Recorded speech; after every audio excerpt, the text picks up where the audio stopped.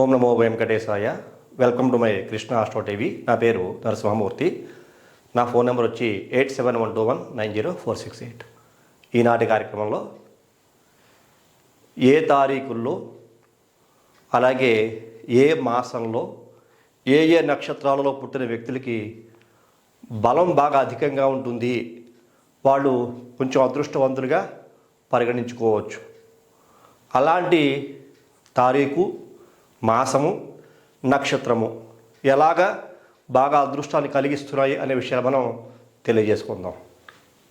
ఇక్కడ ముందర మీకు తారీఖులు రాస్తున్నాను. 1వ తారీఖు, 10వ తారీఖు, 19వ తారీఖు, 28వ తారీఖు. వీళ్ళందరికీ కూడా రూలింగ్ నెంబర్ 1 అవుతుంది. వీళ్ళకి గ్రహ సంఖ్య అంటే వీళ్ళు సూర్యగ్రహానికి కిందకు వస్తూ ఉంటారు. వీళ్ళందరూ కూడా రూలింగ్ నెంబర్ ప్లానెట్ సూర్యుడు. ఈ 1 అంటే సూర్యగ్రహం కింద లెక్క. మరి వీళ్ళకి ఏ నక్షత్రంలో పుట్టిన వ్యక్తులకి ఈ సూర్యుడు బాగా అనుకూలిస్తాడు అని ఒకసారి మనం పరిశీలన చేస్తే కృత్తిక,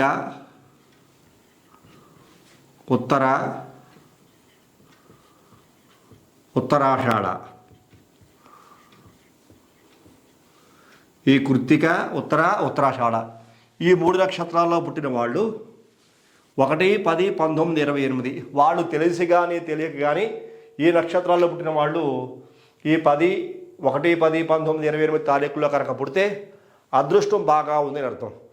మరి ఏ నెలలో పుడితే ఇంకా అదృష్టం పెరుగుతుంది అని ఒకసారి పరిశీలన కనుక చేస్తే ఇక్కడ 1వ నెల అంటే జనవరి, 10వ నెల అక్టోబర్, ఈ 2 నెలల్లోనూ కూడా ఈ నక్షత్రాల్లో పుట్టిన వ్యక్తులు వాళ్ళకి తెలిసి కానీ తెలియక కానీ జనవరి నెలలో కానీ అక్టోబర్ నెలలో కానీ ఈ తారీఖులో ఎప్పుడు పుట్టినా సరే వాళ్ళకి అదృష్టం బాగా ఎన్హాన్స్ అవుతుంది. చాలా యోగవంతులు. ఎందుకని వీటిలన్నింటికీ రవే బలం, రవి ఆధిక్యతే. జనవరి అంటే 1 రవి బలం, అక్టోబర్ అంటే 10 అన్న 1 రవి బలం, కృత్తిక, ఉత్తరాషాఢ నక్షత్రాలకు కూడా రవి యొక్క బలమే, రవి అధిపతి. అలాగే 1, 10, 19, 28 తారీఖులకి 1 సంఖ్య రవి ఆధిపత్యం. అలాగే వీళ్ళు చాలా చాలా అదృష్టవంతులు చెప్పుకోవచ్చు. తర్వాత గ్రహజాతక పరిశీలన, వాళ్ళ పేరులో ఉండేటువంటి నెగిటివ్ పాజిటివ్ వైబ్రేషన్స్ యొక్క పరిశీలన. మరి తదుపరి చూసుకుంటే ఇక్కడ మనకి 2, 11, 20, 29 వీళ్ళకి రూలింగ్ నెంబర్ 2గా చెప్తాం.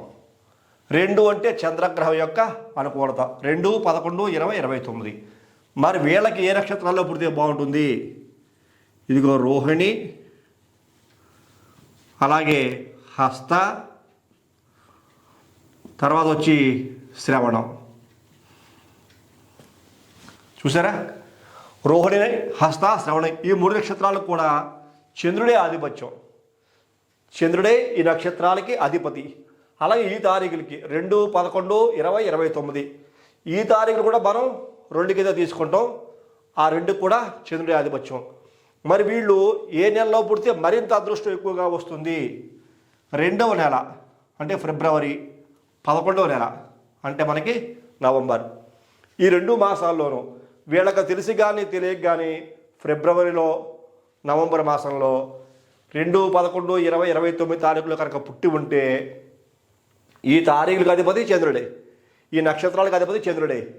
మాసం 2 అంటే చంద్రుడు, 11 అంటే చంద్రుడు. అంటే సంఖ్యాశాస్త్రం ప్రకారంగా 2కి 11 కూడా చంద్రుడి ఆధిపత్యం. ఈ రకంగా మనకి కంప్లీట్గా చంద్రుడి యొక్క బలమే వీళ్ళలో బాగా ఉంది అని మనం అర్థం చేసుకోవాలి. వాళ్ళకి చాలా అదృష్టం కలిసి వస్తుందని చెప్పుకోవచ్చు. తర్వాత 3, 12, 21, 30 వీటికి రూలింగ్ నెంబర్ 3 అంటే గురుబలం. దీన్నే దైవబలంగా మనం చెప్పుకుంటూ ఉంటాం.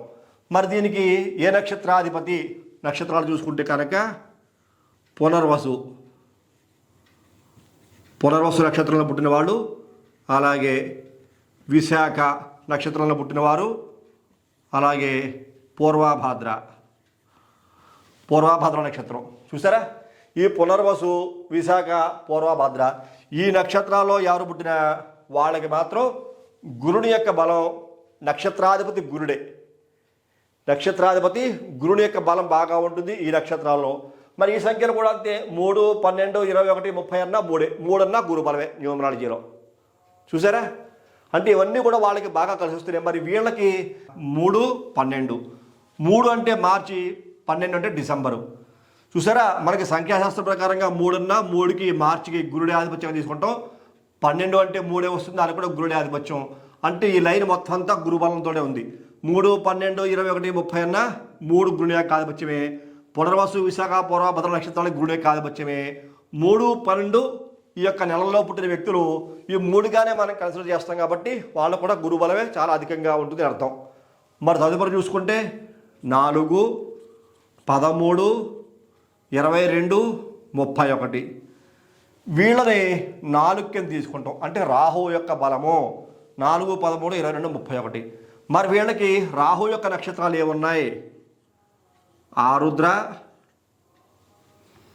తదుపరి స్వాతి, తదుపరి శతభిషం.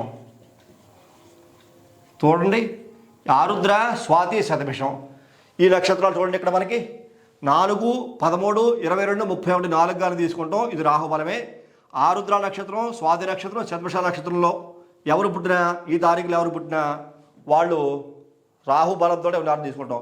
మరి వీళ్ళు ఏ నెలలో పుడితే ఎక్కువగా రాహుబలం బాగా కనపడుతుందంటే ఇక్కడ 4 చూసారా? ఏప్రిల్ మాసం. ఏప్రిల్ మాసాన్ని కూడా మనం 4 సంఖ్యని రాహుబలంగా తీసుకుంటాం.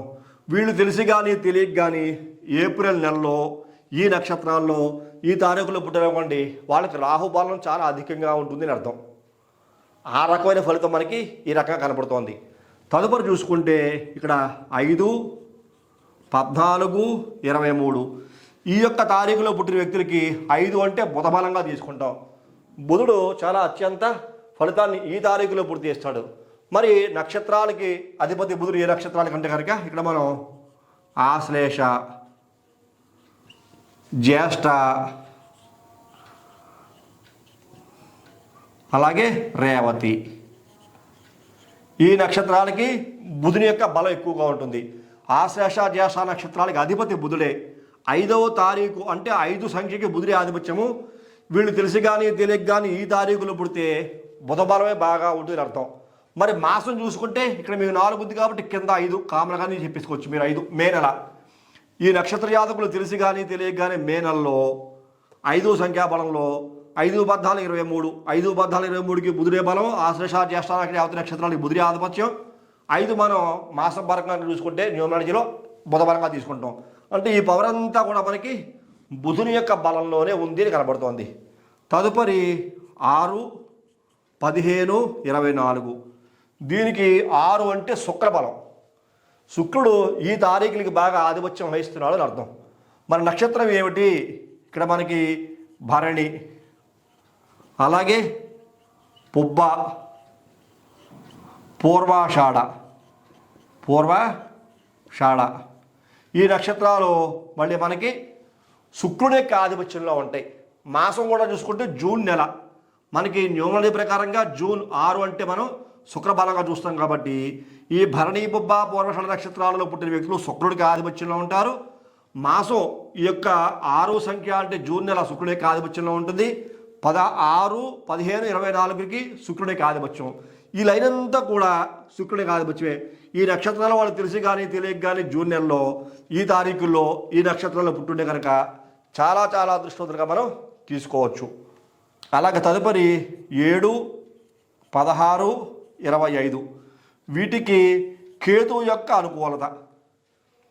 ఈ కేతువు యొక్క అనుకూలతతో పుట్టిన వ్యక్తులుగా మనం తీసుకోవచ్చు. మరి వీళ్ళకి నక్షత్రాలు ఏమున్నాయి కేతు గ్రహానికి అంటే కనుక ఇక్కడ చూడండి, అశ్వని, అలాగే మఖ, మూల. ఈ అశ్వని, మఖ, మూల నక్షత్రాలు ఇక్కడ మాసం కూడా చూసుకుంటే జూలై నెల. అశ్వని, మఖ, మూల 3 నక్షత్రాలకు కూడా అధిపతి కేతువే. 7వ మాసము 7వ నెల జూలై నెల మనం కేతు మాసంగానే తీసుకుంటాము 7 అంటే సంఖ్యాబలంలో. అలాగే 7, 16, 20 తారీఖులు పుట్టిన వాళ్ళు కేతువు యొక్క అనుకూలతలో ఉంటారు. ఈ నక్షత్రాలలో తెలిసి కానీ తెలియక కానీ ఈ జూలై మాసంలో ఈ తారీఖులో పుట్టుంటే ఇవన్నీ కూడా వాళ్ళకి కేతువు యొక్క అనుకూలత బాగా ఉంటుంది అర్థము. వాళ్ళకి పవర్ చాలా ఎక్కువగా ఉంటుంది. తర్వాత మనకి 8, 17, 26 ఇది శనిగ్రహం యొక్క అనుకూలత. శనికి సంబంధించినటువంటి తారీఖులు 8వ తారీఖు పుట్టినా 17 అయినా 26 అయినా. మరి వీళ్ళ యొక్క పరిస్థితులు ఏ తారీఖుల్లో ఉంటాయి చూసి కంట, ఇదిగో పుష్యమి, అనురాధ, అలాగే ఉత్తరాభాద్ర వీళ్ళు 8వ నెల. చూసారా, ఆగస్టు మాసం. ఈ పుష్యమి, అనురాధ, ఉత్తరాభాద్ర నక్షత్రాలకు అధిపతి మాత్రం శని.